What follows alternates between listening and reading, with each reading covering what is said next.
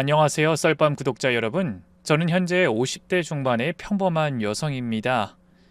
오늘 여러분께 들려드릴 이야기는 제 인생에서 가장 힘들면서도 가장 보람찼던 10년에 관한 이야기예요. 마지막엔 정말 속 시원한 사이다가 준비되어 있으니까 끝까지 들어주세요. 그럼 시작해 보겠습니다. 저는 보육원에서 자랐어요. 태어나자마자 버려져서 부모가 어떤 사람인지 왜 저를 버렸는지조차 모르고 자랐죠. 보육원 생활이 그렇게 힘들지만은 않았어요. 원장님과 선생님들이 친부모는 아니어도 정말 자식처럼 아껴주셨거든요. 하지만 그래도 때때로 진짜 가족이 어떤 건지 궁금했어요. 아시는 분들은 아시겠지만 보육원이라는 게 고아들만 있는 게 아니거든요. 부모나 친척들이 있지만 그들이 당장은 양육의 여건이 안 될 때 임시로 아이들을 맡아주기도 해요. 그래서 명절이나 생일 같은 특별한 날마다 부모님이나 친척들이 찾아오는 아이들이 꽤 많았어요. 같이 인근 식당에서 맛있는 것도 먹고 선물도 한알은 받곤 했죠. 그때마다 저는 항상 구석에서 혼자 책만 읽곤 했어요. 저는 피부치 하나 없는 진짜 고아였으니까요. 성인이 되어 보육원을 나온 후 저는 작은 회사에서 사무직으로 일하기 시작했어요. 비록 월급은 적었지만 정말 열심히 일했죠. 언젠가는 저만의 가정을 꾸리고 싶다는 꿈이 있었거든요. 그렇게 직장 생활을 하던 중 한 남자를 만나게 됐는데요. 그 남자는 저보다 2살 위였고 제법 괜찮은 회사에 다니는 성실한 사람이었어요. 처음 만난 건 회사 동료의 소개팅이었는데요. 솔직히 저는 고아 출신이라는 콤플렉스 때문에 연애에 적극적이지 못했어요. 그런데 그는 제가 보육원에서 자랐다는 말을 들어도 전혀 신경 쓰지 않더라고요. 그게 뭐가 중요해요? 미숙 씨가 어떤 사람인지가 중요하지. 어디서 자랐는지 부모가 있는지 없는지가 뭐가 중요하냐고요. 특이한 분이시네요. 보통은 그렇게 생각 안 해요. 그래서 고아라고 하면 소개팅도 잘 안 하려고 하던데. 제가 특이한 게 아니라 고작 그런 이유로 소개팅을 거절하는 놈들이 나쁜 놈들인 거예요. 미숙 씨는 오히려 더 대단한 거 아니에요? 부모님 도움 없이 혼자 이렇게 씩씩하게 살아온 거잖아요. 그 말을 들었을 땐 정말 울컥했어요. 그동안 만난 사람들 중에 절 이렇게 이해해주는 사람은 처음이었거든요. 그래서 더 마음이 끌렸나 봐요. 그 사람이 사귀자고 했을 때 바로 수락했고요. 연애 1년 만에 결혼까지 생각하게 됐죠. 미숙아, 나랑 결혼하자. 너 같은 따뜻한 사람이랑 가정을 꾸리고 싶어. 정말 나로 괜찮겠어? 당연하지. 너 닮은 딸 갖고 싶은 게 내 소원이야. 우리 자식들도 2 이상은 낳고 행복하게 살자. 남자친구의 청혼은 제게 정말 꿈 같은 일이었어요. 드디어 진짜 가족을 갖게 된다는 생각에 마음이 부풀어 올랐죠. 하지만 문제가 있었어요. 바로 예비 시부모님의 반대였죠. 처음 그분들께 인사를 드리러 갔을 때 그 차가운 분위기를 지금도 잊을 수가 없어요. 시아버지는 그나마 별 말씀 없으셨는데 시어머니의 표정이 정말 굳어 있었어요. 그래서 고아원에서 자랐다는 거지? 부모는 아예 얼굴도 모르고. 네, 저는 부모님에 대해서는 아무것도 모르는 상황이에요. 찾아볼 생각도 안 했어? 그래도 친부모인데. 부모님에 대해 아는 게 아무것도 없기도 하고요. 저를 버린 분들이니까 굳이다 싶었어요. 사람이 그래도 자기 뿌리는 알아야지. 아휴, 시어머니의 한숨소리가 방 안을 가득 채웠어요. 그리고 남자친구를 따로 부르더니 한참 동안 무슨 얘기를 하시더라고요. 뻔했어요. 저를 반대한다는 얘기였겠죠. 남자친구가 바래다 줄 때 추궁하니 아니나 다를까 남자친구가 어두운 표정으로 그러더군요. 뭐 솔직히 엄마가 반대하고 있긴 해. 집안 내력도 모르는데 어떻게 결혼을 하냐고. 혹시라도 이상한 유전적인 문제라도 있으면 어떡하냐고 그러시네. 유전적인 문제라니? 뭐 병이나 장애 같은 거? 생각지도 못한 말에 마음을 다쳤어요. 저도 모르게 울컥 쏘아붙였죠. 난 멀쩡해. 딱 보면 알잖아. 알지 알아. 근데 나중 일은 모른다 이거지. 그래서 나랑 결혼 안 하겠다는 거야? 그제야 남자친구가 제 눈치를 보며 부드럽게 말했어요. 아니, 말했잖아. 난 미숙이 너 아니면 안 된다고. 내가 설득할게. 엄마랑 아버지도 자기가 어떤 사람인지 알게 되면 분명히 좋아하실 거야. 하지만 시부모님의 마음이 쉽게 바뀔 거란 기대는 하지 않았는데요. 그래도 자식 이기는 부모 없다고 남자친구가 죽겠다고 난리를 치자 결국 저를 허락해 주셨어요. 물론 마지못한 허락이었죠. 결혼식 날에도 시어머니는 내내 불만스러운 표정이었으니까요. 세상에, 천혜고아를 며느리로 맞다니. 창피해서 앞으로 고개를 어떻게 들고 살지 모르겠어. 그래도 정수가 좋다는데 어떡해. 언니가 잘 가르쳐서 살아야지 뭐. 가르친다고 뭐 알아듣긴 하겠어? 옛말에 머리 검은 짐승은 거두지 말란 말이 괜히 있겠냐고. 나중에 뭔 일 생길지 너무 찝찝해. 식장을 찾은 하객들과 그런 대화를 나누는 걸 들었을 때 얼마나 상처받았는지 몰라요. 하지만 그래도 애써 눈물을 참았어요. 제가 잘하면 언젠간 마음을 열어주시겠지. 스스로를 다독이면서 말이에요. 신혼집은 시댁 근처에 작은 전셋방을 구했어요. 시어머니가 며느리 교육을 제대로 시켜야 한다면서 가까운 곳에 살라고 하셨거든요. 결혼 초기에는 거의 매일 시댁에 가서 집안일을 배웠어요. 넌 정말 기본이 안 돼 있구나. 고아원에선 이런 것도 안 가르쳐주니? 어떻게 밥 하나 지을 줄 몰라? 죄송해요, 어머님. 다시 할게요. 됐어. 차라리 내가 하고 말지. 매번 야단만 맞았어요. 친정엄마가 있었다면 미리 배워서 왔을 텐데 그런 게 없으니까 모든 게 서툴렀죠. 그래도 어떻게든 인정받고 싶어서 정말 열심히 했는데요. 영 쉽지가 않더라고요. 가장 힘들었던 건 명절이었어요. 시댁 친척들이 다 모이는데 그때마다 저는 구경거리가 됐죠. 어머, 네가 순자 며느리구나. 예쁘게도 생겼네. 순잔 좋겠네. 이렇게 예쁜 며느리도 없고. 좋기는요. 아시잖아요. 얘 출신. 보육원에서 자랐다고 했었나? 네, 거기서 뭘 배웠겠어요. 할 줄 아는 게 하나도 없어요. 밥도 안 칠 줄 모른다고요. 처음부터 잘하는 사람이 있나? 아둔해서 배움이 느리니까 그렇죠. 뭐 하나 가르쳐주면 그거 익히는데 며칠이 걸린다니까요. 시어머니는 친척들 앞에서 대놓고 저에 대한 불만을 표출하셨어요. 마치 제가 그 자리에 없는 것처럼요. 전 그럴 때마다 도망치듯 부엌으로 가서 설거지만 열심히 했어요. 차라리 그게 편했거든요. 우리 정수 너무 불쌍해. 제대로 된 집안 딸이었으면 얼마나 좋았을까. 장가를 잘못 들었어. 시어머니가 그렇게 말하는 걸 들을 때마다 가슴이 찢어지는 것 같았어요. 이후로도 시어머니의 냉대는 일상이 됐죠. 조금만 실수해도 바로 핀잔이 날아왔죠. 심지어 시어머니는 제가 없는 사이에 남편에게 따로 이혼을 종용하기도 했어요. 정수야, 너 정말 괜찮은 거니? 이제라도 이혼한다면 말리지 않으마, 어? 요즘 이혼 아무것도 아니야. 너 정도 조건이면 이혼해도 충분히 좋은 여자 다시 만날 수 있다고. 엄마 자꾸 왜 그래요? 그 사람 좀 인정해줘요. 네? 인정은 무슨, 내가 오죽하면 이러겠어? 남편은 항상 절 감싸주려고 했어요. 하지만 시어머니의 지속적인 불만과 압박은 저희 부부에게도 큰 스트레스가 됐죠. 남편도 저도 점차 지쳐갔고 서로 시어머니 문제로 싸우는 날이 늘어갔어요. 여보, 오늘도 어머님이 나 지금 집에 온 거 안 보여? 쉬게 좀 해주라. 내가 뭐 쉬지 말래?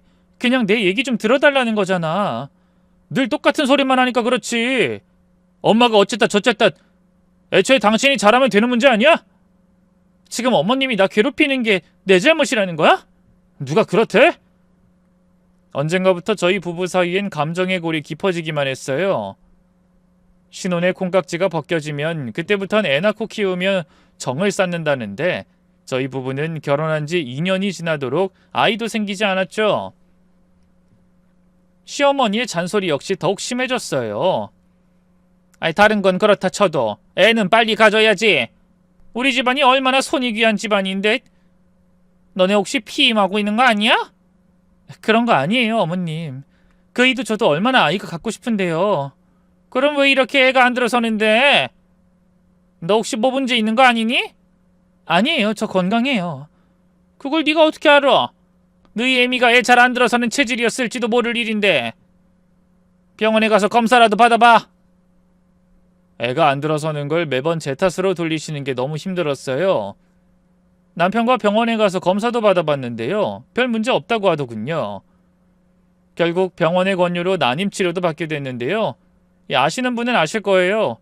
시험관 시술이나 인공수정 같은 게 여자 몸을 얼마나 망치는지. 성공이나 하면 또 몰라요. 번번이 실패하기만 했고 제 몸도 마음도 점차 망가지기 시작했어요. 그런 상황 속에서도 저는 열심히 며느리 노릇을 했어요. 집안 살림은 물론이고 시부모님 봉양, 시댁 제사, 각종 가족 행사 무엇 하나 소홀하지 않으려고 노력했죠. 하지만 시어머니의 마음은 여전히 차가웠어요. 저를 진짜 며느리로 인정해주지 않으시는 게 느껴졌어요. 항상 어디선가 부족함을 찾아내시고 제가 고아 출신이라는 것을 상기시키셨어요. 남편 역시 여전히 제게 무심했죠. 맘 같아선 이혼하고 싶었는데요. 어렵게 가진 내 가족을 잃고 싶지 않았어요. 알아요, 어리석었다는 거. 그래도 시간이 해결해 줄 거라고 생각했어요. 내가 좀 더 잘하면, 아이가 들어서면 모든 게 나아질 거라 믿었죠. 그때만 해도 꿈에도 몰랐어요. 더 큰 불행이 절 기다리고 있을 줄은 말이죠. 그 시작은 남편 회사에 새로 들어온 신입사원 때문이었어요. 명문대를 졸업한 재원이라고 하더군요. 처음에 남편이 그 신입 얘기를 했을 때는 단순히 후배 자랑인 줄 알았어요. 오늘 우리 팀에 신입이 들어왔는데 정말 똑똑하더라. 명문대 나온 애가 다르긴 달라. 그래? 뭐가 어떻게 다른데? 이해도 빠르고 한 번 가르쳐준 건 절대 안 잊어버려. 물론 아직 서툰 게 많아서 좀 도와주긴 해야 하는데 그래도 앞으로 내 일이 많이 줄 것 같아. 잘 됐네. 참 이상하죠? 그 뒤로 남편은 웃는 얼굴로 회사를 다니기 시작했어요. 늘 때려치우고 싶다, 힘들다는 말을 달고 살던 사람이 말이에요. 그때 뭔가 이상하다는 낌새를 눈치챘어야 하는데 하필이면 그쯤에 시아버지가 갑작스럽게 심장마비로 돌아가셨어요. 시아버지는 평소에 술, 담배를 많이 하셔서 건강이 좋지 않으셨는데요. 어느 날 갑자기 쓰러져선 다시 눈을 뜨지 못하셨죠. 장례식을 치르느라 온 가족이 정신이 없었어요. 시어머니는 남편을 잃은 충격으로 며칠 동안 제대로 드시지도 못하셨어요. 전 그런 시어머니를 돌보기 위해 합가 생활을 자처했고요. 잡다한 시아버지 사후 문제 처리까지 도맡아 있죠. 몇 달은 정말 정신없이 지냈어요. 남편도 마찬가지였는데요. 근데 시아버지 49제가 끝나고 남편의 행동이 이상해지기 시작했어요. 옷차림에 별로 신경 안 쓰던 사람이 갑자기 새 옷을 사고 헤어스타일도 바꾸고 심지어 향수까지 사더라고요. 무엇보다 갑자기 야근이 너무 잦아졌죠. 여보, 나 오늘도 좀 늦을 것 같아. 또? 요즘 너무 자주 야근하는 것 같은데 회사 일이 많아? 거래처가 늘었거든. 어쩔 수 없지 뭐. 처음엔 일주일에 한두 번이던 게 나중엔 거의 매일이 됐어요. 그것도 밤 10시, 11시까지 늦어지는 일이 많아졌죠. 전화를 해봐도 받지 않았고요. 아주 나중에야 일하느라 못 받았다 라는 문자가 왔어요. 그래도 그때까진 별 생각 없었는데 어느 날 빨래를 하려고 세탁기 앞에 섰는데요. 빨래 바구니 안에 있던 남편 셔츠에서 낯선 향수 냄새가 났어요. 남편이 쓰지 않는 달콤한 향이었죠. 그날 퇴근한 남편에게 물었어요. 여보, 당신 향수 바꿨어? 갑자기 그게 뭔 말이야? 아니, 당신 셔츠 빨려고 하는데 처음 맡아보는 향수 냄새가 진하게 나더라고. 향수? 오늘 영희씨가 내 옷에 커피를 쏟아서 그거 닦아주다가 묻었나 보네. 영희씨가 누구야? 그 내가 말하는 신입 직원 있잖아. 나 그만 씻는다. 그리고 이번 주 토요일에 나 또 출근해야 할 것 같아. 거래처 물량이 밀려서. 다급하게 욕실로 도망치는 남편을 보면서 뭔가 쎄했어요. 여자의 촉이라는 게 있잖아요. 그러면 안 되지만 협탁 위에 있던 남편의 휴대폰을 몰래 뒤져봤어요. 근데 웬걸? 최영이라는 그 신입 직원과 문자를 엄청 많이 주고받더라고요. 더군다나 그 내용이 너무나 충격적이었죠. 오늘도 늦게까지 가르쳐주셔서 감사해요. 감사하긴. 언제든 모르는 게 있으면 물어봐. 영희씨 뮤지컬 좋아한다고 했지? 나 공짜표 생겼는데 이번 주 토요일에 시간 돼? 남편은 토요일에 일 때문에 출근하는 게 아니었어요. 따로 그 신입과 뮤지컬을 볼 작정이었던 거죠. 바로 따져 물을까 했던 저는 남편이 욕실에서 나와도 아무 말도 하지 않았어요. 남편이 말을 더 잘했기 때문에 또 말려들 것 같았거든요. 그래, 그냥 아끼는 후배 공연 보여줬다. 당신이 신경 쓸까봐 말 안 했다 하면 끝 아니야? 둘이 어떤 사이인지 내 눈으로 확인하겠어. 그 주 토요일, 남편이 뒤를 밟았어요. 남편은 공연장으로 들어가기 전 그 신입과 함께 근사한 레스토랑에서 밥을 먹고 커피까지 마시더군요. 그뿐인가요? 공연장으로 들어가기 직전 남편이 그 신입과 손을 잡는 걸 봤어요. 두 사람의 얼굴이 포개지는 걸 본 순간 머리가 하얘졌어요. 남편은 정말 바람을 피우고 있었던 거예요. 절 배신한 거였죠. 바로 그 자리에서 뛰어나가 두 년놈 머리채를 잡았어야 하는데 한심하게도 그 상간녀와 제가 비교가 됐어요. 어리고 예쁘고 날씬하고 집에서 살림만 하느라 피둥피둥 살이 오른 저와는 비교가 되지 않을 정도로 빛나 보였죠. 스스로가 너무 추하게 느껴졌네요. 정처 없이 거리를 배회하다 술집에 들어가 처음으로 미친 듯이 술을 퍼먹었어요. 그 사이 시어머니에게 또 자정이 넘어선 남편에게 전화가 왔지만 받지 않았죠. 새벽녘에야 택시를 타고 귀가하니 기다리고 있던 남편이 화를 내더군요. 당신 대체 뭐야? 이 시간까지 어디서 뭘 한 거냐고? 당신이 알아서 뭐하게? 뭐? 아우 술 냄새. 당신 설마 술 먹었어? 그래 먹었다. 당신 제정신이야? 갑자기 왜 이래? 당신이야말로 제정신이야? 오늘 그 신님이랑 대체 뭘 한 거냐고? 제 말에 남편의 안색이 바뀌었어요. 뭐? 그게 무슨 소리야? 나 다 알고 있어. 당신이 오늘 그 신님 만난 거. 그건 회사 일 때문에. 회사 일을 뮤지컬 보면서 해? 밥도 먹고 커피도 마시면서? 손잡고 입은 왜 맞추는데? 남편의 얼굴이 굳어졌어요. 당신 설마 내 뒤를 밟은 거야? 그래. 하도 수상하게 굴길래 미행 좀 했다. 내가 다 봤어. 당신이 그년이랑 손잡고 입까지 맞추는 거. 말해봐. 잤니? 끝까지 갔어? 제 목소리가 점점 높아졌어요. 그동안 참고 참았던 분노가 터져나왔거든요. 말해보라고! 당신 정말 그년이랑 바람 피우는 거야? 정말 그거야? 남편이 한참 동안 말이 없더니 결국 입을 열었습니다. 여보 미안해. 내가 뭐라고 할 말이 없다. 미안하다고? 미안하다는 건 인정한다는 거야? 나도 어쩔 수가 없었어. 영희를 사랑하게 됐어. 그 말을 듣는 순간 정말 하늘이 무너지는 것 같았어요. 사랑? 사랑이라고? 그럼 난 뭐야? 난 대체 뭐라는 거야? 당신 물론 좋은 사람이야. 한때 사랑했지. 하지만 지금은 아니야.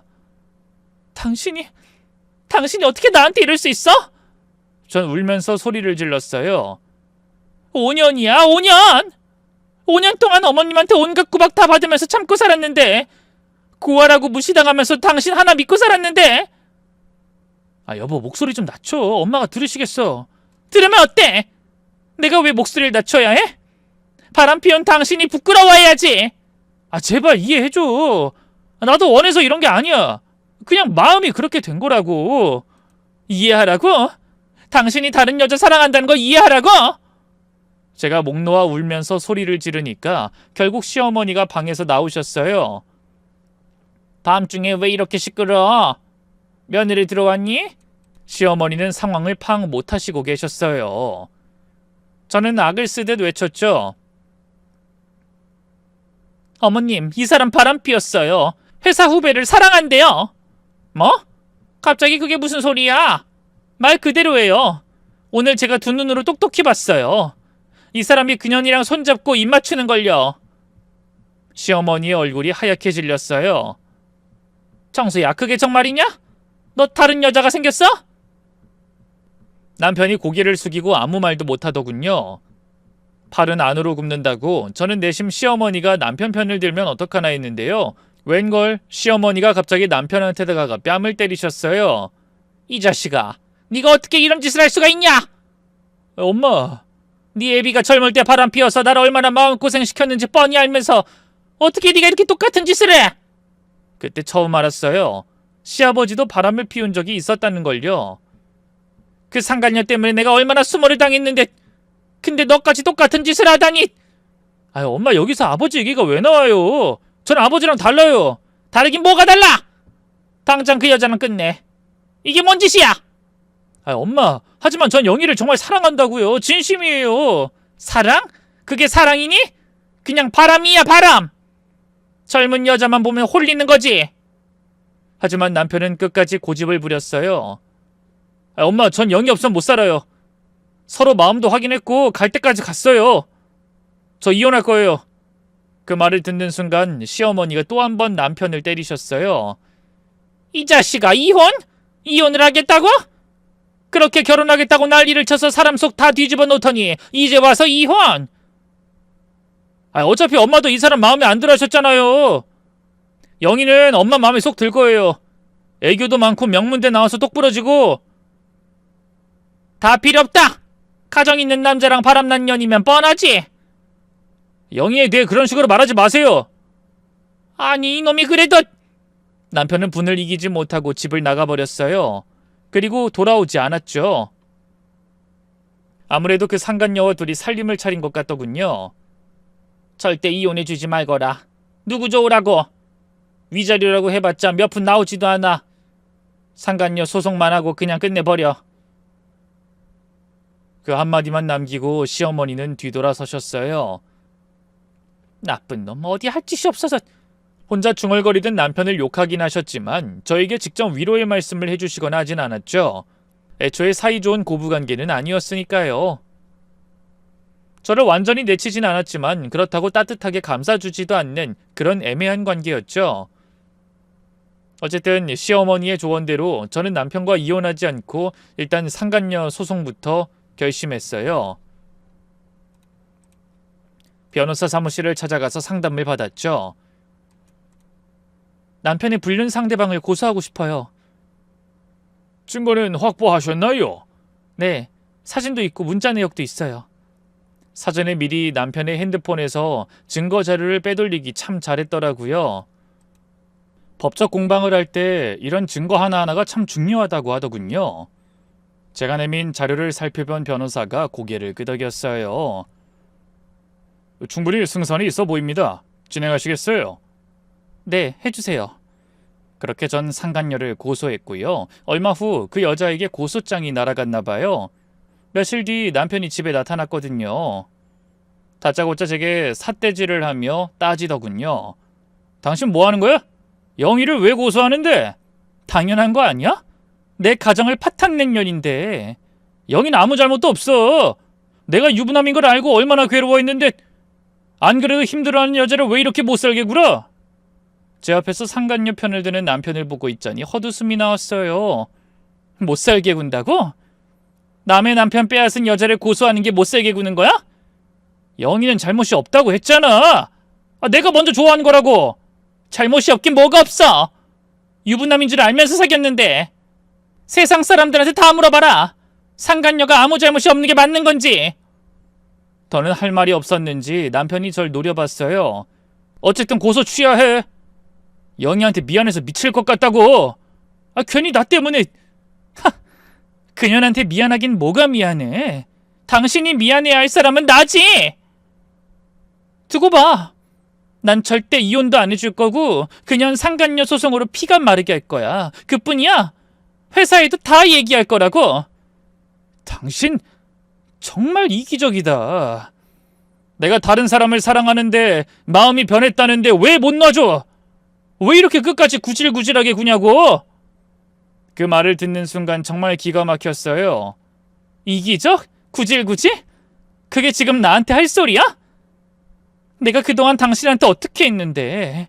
어머님 구박받으면서도 며느리로서 얼마나 최선을 다했는데? 그건 다른 문제야. 어쨌든 이혼해줘. 싫다고 했잖아. 누구 좋으라고? 당신이 다른 여자 사랑한다고 해서 내가 이혼해줄 이유 없어. 그럼 어떡하자는 거야? 나도 몰라. 어쨌든 난 당신이랑 그년이 평생 고통받았으면 좋겠어. 나만큼이나 지옥 속에서 살았으면 좋겠다고. 그러니까 그년이랑 결혼해서 새 가정 꾸리겠다는 생각이면 꿈깨. 남편의 얼굴이 새빨갛게 달아올랐어요. 당신 이렇게 나올 거야? 자꾸 이러면 나도 가만 안 있어. 가만 안 있으면 당신이 어쩔 건데. 이미 바람 피운 주제 더 나쁘게 할 게 뭐가 있어? 그 순간 남편의 입에서 너무나 충격적인 말이 튀어나왔어요. 애도 못 낳는 고아년이. 그 모욕에 눈앞이 시뻘개졌죠. 뭐? 당신 지금 뭐라고 했어? 왜? 다 사실이잖아. 내가 지금 누구 때문에 이 나이까지 애도 없이 살았는데 그게 내 탓이라는 거야? 병원에서도 아무 문제 없다고 했어. 그걸 어떻게 알아? 막말로 당신 부모가 뭐하는 인간들인지도 모르는데. 엄마 말이 맞았어. 당신 같은 고아하고 애초에 엮이는 게 아니었다고. 남편은 그렇게 제 상처난 가슴에 소금을 뿌린 채 다시 집을 나가버렸어요. 저는 그 자리에 주저앉아 한참을 울었더랬죠. 그렇게 얼마나 시간이 지났을까요? 외출했다 돌아온 시어머니가 절 보곤 깜짝 놀라셨어요. 아니, 너 왜 울고 있어? 그 이가 왔다 갔는데 저더러 당장 상간녀 소송 취하라고. 그 말만으로도 시어머니는 모든 상황을 파악하신 듯했어요. 긴 한숨을 내쉬더니 다가와 갑자기 절 이렇게 세워주시더군요. 울지 마라. 네 눈물만 아까워. 만약 네가 힘들다면 그냥 이혼하거라. 아직 젊은데 너도 새 인생 살아야지. 정수 대신에 내가 섭섭지 않게 챙겨줄 테니. 갑작스러운 말에 놀란 것도 잠시 저는 고개를 가로저었어요. 아니요. 전 절대로 이혼 못해요, 어머님. 그 사람이랑 그년이 계속 고통받았으면 좋겠어요. 그리고 혼자는 싫어요. 가족도 뭣도 없는 제가 이제 와서 어디로 가겠어요? 그래도 아직 저한텐 어머님이 있잖아요. 제 말에 시어머니는 아무 말씀도 하지 않으셨어요. 생각지도 못한 말이었는지 멍하니 절 바라보다 밥이나 먹자꾸나 하고 말을 돌리셨죠. 그래도 전 괜찮았어요. 어쨌든 옆에 누군가 가족이란 이름으로 있어준다는 게 안심이 됐거든요. 그런데 하늘도 참 무심하시죠? 그로부터 몇 달 뒤 시어머니가 갑자기 쓰러지셨어요. 그날 아침 평소와 다르게 시어머니가 늦게까지 일어나지 않으셔서 이상하다 싶었어요. 방문을 열어보니 바닥에 쓰러져 계시더군요. 어머님 정신 차리세요! 시어머니는 도통 눈을 뜨지 못했어요. 급히 119를 부르고 병원으로 모셨는데 의사 선생님이 뇌졸중이라고 하시더라고요. 스트레스가 많으셨나 봅니다. 혈압도 많이 올라가 있고 당분간 입원 치료를 받으셔야겠어요. 뇌졸중이라니. 늘 정정했던 시어머니가 이렇게 쓰러지실 줄은 정말 몰랐어요. 급히 남편에게 연락했지만 전화를 받지 않았어요. 몇 번을 걸어도 계속 부재 중이었죠. 할 수 없이 남편 회사로 찾아갔어요. 회사 앞에서 기다리고 있으니 퇴근 시간에 남편이 나오더라고요. 그런데 옆에 그 상간녀와 함께였어요. 남편이 절 보자 얼굴이 굳더군요. 당신 여기서 뭐해? 설마 진짜로 회사에 다 말하려고 온 거야? 누구 망신을 주려고. 당신 미쳤어 진짜? 절 무작정 쫓아내려는 남편을 향해 말했어요. 지금 그게 문제가 아니야. 어머님이 쓰러지셨어. 뭐? 뇌졸중으로 쓰러져서 지금 병원에 입원해 계셔. 아직 의식이 없으시다고. 아니 그게 무슨. 바로 그때 옆에 있던 상간녀가 끼어들었어요. 오빠, 이 여자가 오빠 와이프야? 맞아. 기대했던 것보다 더 아줌마네. 안녕하세요. 최영희예요. 고소장은 아주 잘 받아봤어요. 그 여자가 뻔뻔하게 인사를 하더라고요. 전 바로 손을 들어 그녀의 뺨을 때렸죠. 아! 아줌마 지금 뭐 하는 거야? 날 때렸어? 남의 가정 파탄낸 상간녀 주제 어디서 아는 체를 해? 썩 안 꺼져? 상간녀는 제 서슬퍼런 기세에 눌렸는지 아무 말도 하지 못했어요. 그러다 남편의 뒤로 쏙 숨더군요. 오빠, 나 이 여자 너무 무서워. 더 무서운 걸 보여줄까? 전 그대로 남편과 상간녀의 회사 안으로 들어갔어요. 그리고 막 퇴근하는 사람들을 향해 외쳤죠. 안녕하세요. 전 이 회사 생산부서에서 일하는 박정수의 와이프인데요. 이 인간이 같이 일하는 신입 직원 최영이라고 바람이 났거든요. 그런 주제 뻔뻔하게 저더러 이혼을 해달라고 하더라고요. 이 회사는 남의 가정 파탄낸 년놈들을 그냥 두는 건가요? 네? 당신 미쳤어? 지금 뭐 하는 거야? 놀란 남편과 상간녀가 뒤늦게 달려와 제 입을 틀어막았어요. 하지만 이미 몇몇 사람들이 놀란 눈으로 저들끼리 수근대며 저희를 바라보고 있었죠. 그러자 상간녀는 안색이 하얗게 질려선 그대로 얼굴을 가린 채 도망쳐버렸어요. 전 그 사이 남편에게 다시 말했죠. 봤지? 계속 나 건드리면 나 이보다 더한 짓도 할 수 있어. 당신 진짜... 어쨌든 어머님이나 보러 와. 지금? 당연하지. 당신 어머니인데. 남편이 잠시 고민하는 듯 하더니 고개를 저었어요. 난 못 가겠어. 뭐? 엄마도 결국 당신 편이잖아. 엄마 깨어나면 전에 나랑 영희 인정해주기 전까진 안 간다고. 그 말에 기가 막히고 코가 막히더군요. 당신 지금 그걸 말이라고 해? 그년한테 미쳐선 어머님도 버리겠다고? 버리긴 누가 버려. 애초에 엄마가 쓰러진 것도 당신 때문 아니야? 나 때문이라고? 당신이 영희 고소하고 이혼도 안 해주고 그래서 엄마가 스트레스 받으신 거잖아. 저를 탓하는 남편을 보면서 정말 불효자식이구나 싶더군요. 제가 기막혀 하는 것도 아랑곳 않고 남편은 뻔뻔하게 이어 말했어요. 어쨌든 엄마가 당장 뭐 죽을 병 걸린 건 아니잖아. 요즘은 일도 바쁘고 뭐 당장은 못 가. 그건 모를 일이야. 아직 못 일어나셨다고. 솔직히 그럼 더 잘 됐지. 엄마가 틀어주고 있던 아버지 재산 드디어 나한테 오는 거 아니야.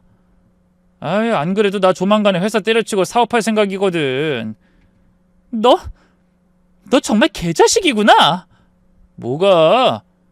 당신도 솔직히 우리 엄마 재산 때문에 콩고물 떨어질 거 바라고 그렇게 옆에 버티고 있는 거 아니야? 근데 엄마 죽으면 난 당신한테 한 푼도 안 줄 거야. 엄마 자식은 나고 당신은 이혼만 하면 아무것도 아니라고. 저는 참을 수가 없어서 그대로 남편의 뺨을 때렸어요. 이 짐승만도 못한 새끼! 네가 그러고도 사람이야? 아우, 이게 진짜... 남편 역시 저를 때릴 것처럼 손을 들어 올렸는데요. 다른 사람들의 시선을 의식했는지 그대로 도망치듯 사라져버렸죠.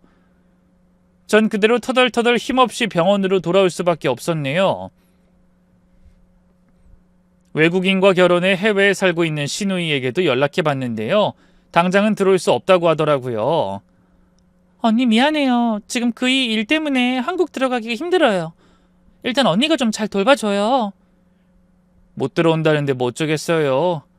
애초에 시누이는 제가 시집 오기 전부터 공부 때문에 유학 생활을 하고 있었기 때문에 시어머니에 대한 애착이 그렇게 큰 것 같지 않더라고요.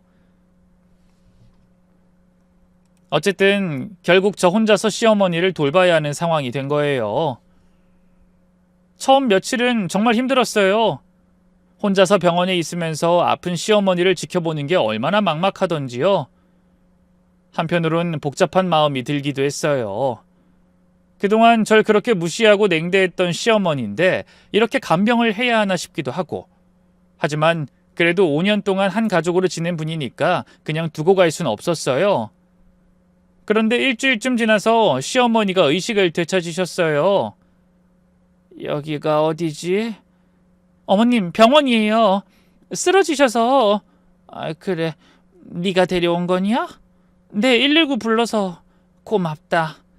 그때 처음으로 시어머니가 저한테 고맙다는 말을 했어요. 하지만 여전히 어색한 분위기였죠. 잠시 후 시어머니가 다시 입을 열었어요. 그 자식은 어딨어? 남편 말씀이시면 어머님이 의식이 없으실 때 다녀갔어요. 요즘 일이 바빠서 당분간은 못 올 것 같아요. 남편이 어떻게 나왔는지 그대로 전하면 시어머니가 상처받을 것 같아 거짓말을 했어요. 하지만 시어머니는 제 서툰 거짓말을 바로 알아채더군요. 거짓말. 코빼기도 안 비쳤겠지. 미라는 아가씨는 서방님 일 때문에 당장은 못 온다고 해요. 그래, 결국 너 혼자구나. 내가 자식 농사를 헛지었어. 시어머니가 한숨을 푹 쉬셨어요. 전 그런 시어머니를 위로하며 치료에 전념하게 했는데요. 의사 선생님 말로는 다행히 큰 후유증은 없지만 한쪽 팔다리에 마비가 와서 재활치료를 받아야 한다고 하셨어요. 덕분에 혼자서는 생활이 어려울 거라고요. 그렇게 퇴원 후 집에서 시어머니를 돌보는 일이 시작됐어요. 처음엔 정말 서로 어색했어요. 그동안 냉랭했던 사이인데 갑자기 이렇게 가까이서 지내게 되니까요. 미수가 물 좀. 네, 여기 있어요. 이따 저녁엔 어머님 좋아하시는 전복죽 좀 하려고요. 그래, 고맙다. 시어머니도 제게 부탁드리는 게 쉽지 않으신 것 같았어요. 그래도 저 외에는 의지할 사람이 없으니까 어쩔 수 없이 부탁하시는 것 같았죠. 그래도 시간이 흐를수록 조금씩 분위기가 바뀌기 시작했어요. 시어머니가 절 보는 눈빛이 예전과 달라지기 시작한 거예요. 우선 저에 대한 비난이나 트집이 싹 사라져버렸죠. 옛날엔 제가 뭔가 실수만 하면 역시 고아 출신은 하는 말을 입에 달고 사셨는데 말이에요. 하루는 시어머니가 제게 그러더군요. 미소가, 너 왜 이렇게까지 하니? 네? 내가 그동안 너한테 얼마나 못되게 굴었는데 왜 이렇게 헌신적으로 돌봐줘? 처음으로 시어머니가 과거 일을 언급하셨어요. 저는 웃으며 고개를 가로저었죠.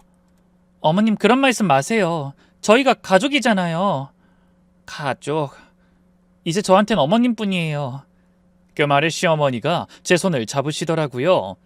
그동안 한 번도 없던 일이었죠. 그동안 미안했다. 시어머니의 사과에 눈시울이 절로 뜨거워졌어요. 그런 저를 보며 시어머니도 눈물을 참지 못하셨죠. 그날 이후 저희 고부관계는 점점 더 가까워졌어요. 시어머니의 건강은 조금씩 회복되셨지만 여전히 제 도움이 필요하셨죠. 전 그런 시어머니를 위해서 여러 가지 일을 했어요. 운전을 배워서 시어머니를 모시고 가까운 곳으로 여행도 다니고요. 밤에 잠들기 전에 이런저런 얘기를 나누기도 했죠. 그럴수록 시어머니는 제게 마음을 열어주셨어요. 미소가, 내가 참 어리석었구나. 무슨 말씀이세요? 생각해보면 넌 내게 과분한 며느리였는데 내가 고아 출신이라고 편견만 가지고 있었어. 어머님, 네 시아버지 바람 피웠을 때 그때 내가 얼마나 힘들었는 줄 아냐? 살이 10kg이 넘게 빠졌어. 근데 정수 그놈이 너한테 똑같은 짓을 했는데 내가 제대로 편을 못 들어줬구나. 시어머니가 눈물을 글썽이셨어요. 전 그런 시어머니를 달랬죠. 어머님, 그런 말씀 마세요. 어머님이 있어서 제가 버틸 수 있었던 거예요. 그렇게 말해주니 고맙구나. 언젠가부터 시어머니와 저는 진짜 가족 같은 사이가 되었어요. 서로 의지하며 하루하루를 살아나갔죠. 세월은 속절없이 흘러 어느덧 정신을 차려보니 10년이라는 시간이 지나 있더군요. 시어머니를 돌보며 지낸 10년. 처음엔 의무감으로 시작했지만 나중엔 정말 친어머니를 모시는 마음으로 돌봤어요. 남편은 여전히 소식이 없었고요. 시누이도 가끔 안부 전화만 할 뿐이었죠. 그래도 괜찮았어요. 그토록 바라던 가족이 이제야 생겼으니까요. 시어머니와 평생 둘이서 지금처럼 살 수만 있다면 더 바랄 게 없었죠. 그런데 어느 순간부터 시어머니의 건강이 급격히 나빠지기 시작했어요. 10년 동안 버티시던 몸이 한계에 다다른 것 같았어요. 미수가, 내가 이제 얼마 못 버틸 것 같다. 어머님, 그런 말씀 마세요. 아니야, 난 알아. 내 몸이 어떤지. 시어머니가 제 손을 꼭 잡으시더라고요. 미수가, 고마웠어. 정말 고마웠어. 그땐 몰랐어요. 시어머니가 제게 마지막으로 어떤 선물을 준비하고 계셨는지, 그리고 그것이 제 인생에 얼마나 큰 반전을 가져올지 말이에요. 시어머니의 상태는 급격히 나빠져서 결국 시어머니는 다시 병원에 입원하게 됐는데요. 의사는 마음의 준비를 하라고 하더군요. 육체적으로 너무 쇠약해지셨습니다. 더 이상은 그 말에 충격받은 저는 하염없이 눈물만 흘렸어요. 시어머니가 그런 제 손을 꼭 잡으시면서 말씀하셨죠. 미수가, 내가 죽고 나면... 어머님, 그런 말씀하지 마세요. 어머님이 죽긴 왜 죽어요? 아니야, 들어봐. 중요한 얘기니까. 나 죽고 아들이, 그 정수가 장례식에 오면 꼭 이걸 전해줘. 그러면서 시어머니가 제게 작은 가방을 건네주셨어요. 이게 뭐예요? 지금은 열어보지 마라. 알았지? 내가 죽고 그 자식이 장례식에 오면 그때 줘. 어머님, 무슨 말씀인지. 약속해. 꼭 그때 줘야 해. 시어머니의 표정이 너무 진지해서 전 고개를 끄덕였어요. 네, 알겠어요. 그리고 미수가. 네? 고마웠어. 정말 고마웠어. 네가 아니었으면 난 진작 죽었을 거야. 어머님, 이 은혜는 평생 잊지 않으마. 넌 내게 딸 같은 며느리였어. 그날 밤 시어머니는 정말 평화롭게 잠드셨어요. 그리고 다음날 아침 다신 깨어나지 않으셨죠. 무슨 정신으로 장례를 치렀는지도 모르겠어요. 남편과 시누이에게 시어머니가 돌아가셨다고 하자 그 인간들은 그제야 장례식장의 모습을 드러내더군요. 이제 유산받을 생각에 신이 난 거였겠죠. 근데 웬걸 남편은 그 상간녀와 함께 모습을 드러냈어요.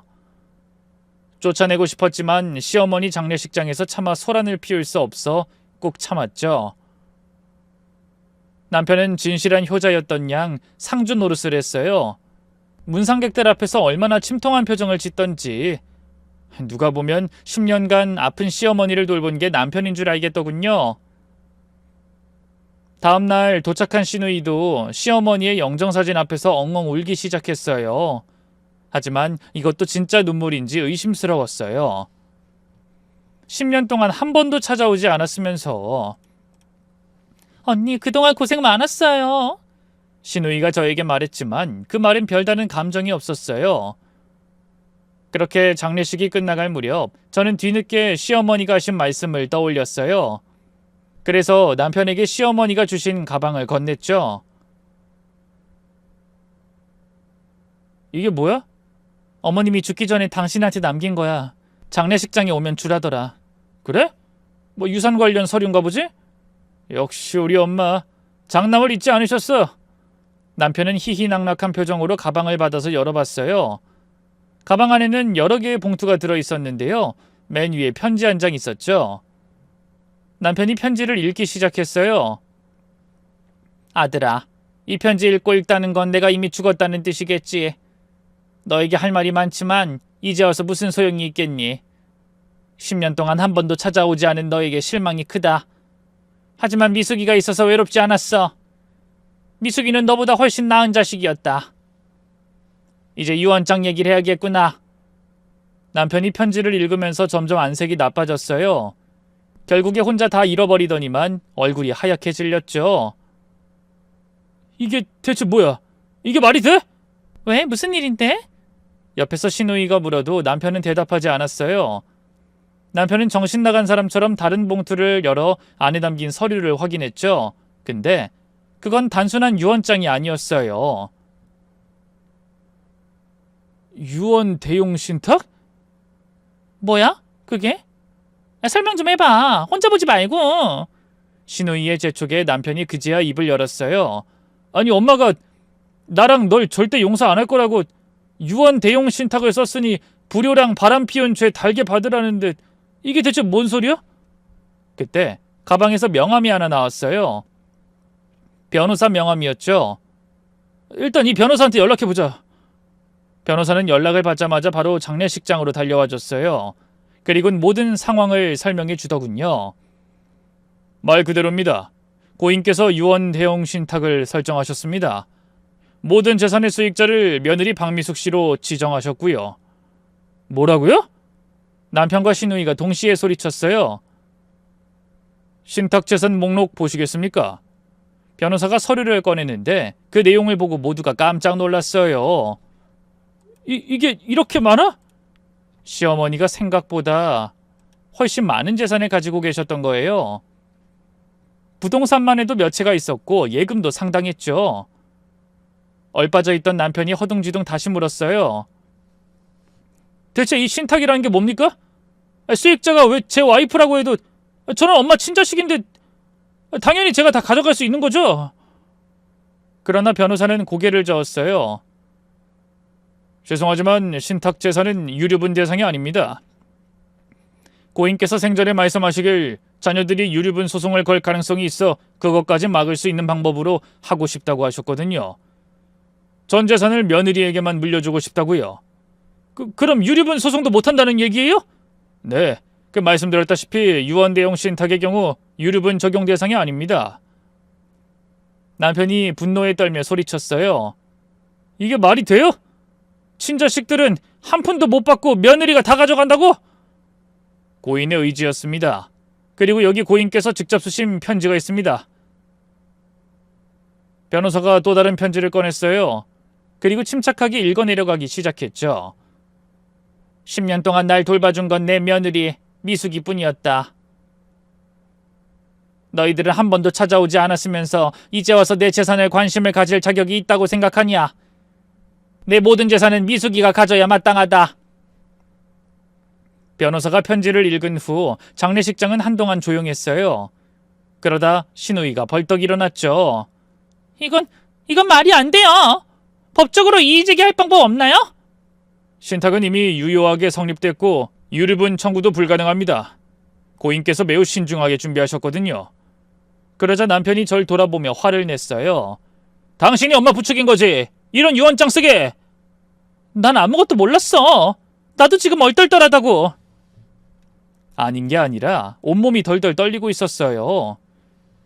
어머님이 설마 뒤에서 이런 일을 준비하고 계셨을 줄이야. 하지만 남편은 믿지 않더군요. 거짓말! 분명 당신이 뒤에서 조종한 거야. 조종? 10년 동안 어머님을 나 혼자 돌본 게 조종이야? 잠자코 있던 신우이도 끼어들었어요. 언니, 양심 있다면 우리 엄마 재산 내놔요. 언니가 뭔데 친자식인 우리를 제치고 그 재산을 다 받아가요? 그 파렴치한 연놈들을 보고 있자니 점점 분노가 차오르더군요. 그래서 말했어요. 제가 왜요? 뭐라고요? 그러게 누가 아픈 엄마를 10년이나 나 몰라라 하래요? 벌 받은 거예요. 당신도 상간녀랑 살림 차림 벌 받는 거고. 10년 동안 어머님이 얼마나 외로워하셨는지 알아? 아들이 언제 올까 딸이 언제 올까 하면서 매일 기다렸다고. 근데 당신들 대체 뭘 했어? 어디서 고아년 주제 사람을 가르치려 들어? 그러자 남편이 분을 이기지 못하고 저에게 달려들었어요. 다행히 변호사가 나서서 막아줬고요. 장례식장은 순식간에 아수라장이 됐죠. 남편과 상간녀 그리고 신우이는 괘씸하게도 발인에도 참석하지 않았네요. 얼마 뒤 예상했던 대로 남편과 신우이가 유류분 소송을 걸어왔어요. 하지만 변호사는 걱정하지 말라고 하더군요. 유언대용 신탁은 유류분 적용 대상이 아닙니다. 승소할 확률이 100%예요. 안심하십시오. 그 말대로 재판은 한 달 만에 끝났어요. 결과는 당연히 저의 완승이었죠. 유언대용 신탁은 법적으로 유효하며 피상속인의 자유로운 의사에 따른 것으로 인정됩니다. 원고들의 청구를 기각합니다. 판사님이 판결을 선고하자 남편과 신우이는 열받아 어쩔 줄 몰라 하더군요. 저는 이제 됐다 싶어서 남편과 이혼 준비도 시작했는데요. 며칠 뒤 남편이 절 찾아왔어요. 짐짓 불쌍한 표정을 지으면서 말이죠. 미수가 제발 나 좀 다시 받아주라. 갑자기 뭔 소리야? 나 지금 정말 힘들어. 영희도 떠났고 기껏 차린 회사도 곧 부도날 것 같고. 그제야 남편의 상황을 알게 됐어요. 몇 년 전 시작한 사업은 수완이 없어 망할 위기였고 상간녀와는 돈 문제로 매일같이 싸우다 헤어졌더군요. 그년이 떠났다고? 내가 재산을 못 받게 되니까 다른 남자 만났어. 가정 있는 남자랑 붙어먹던 년 답네. 미수가 나한테 이제 너뿐이야. 제발 도와줘. 우리 다시 시작하자. 정말 기가 막혔어요. 지금 나한테 다시 시작하자고? 그래, 내가 잘못했어.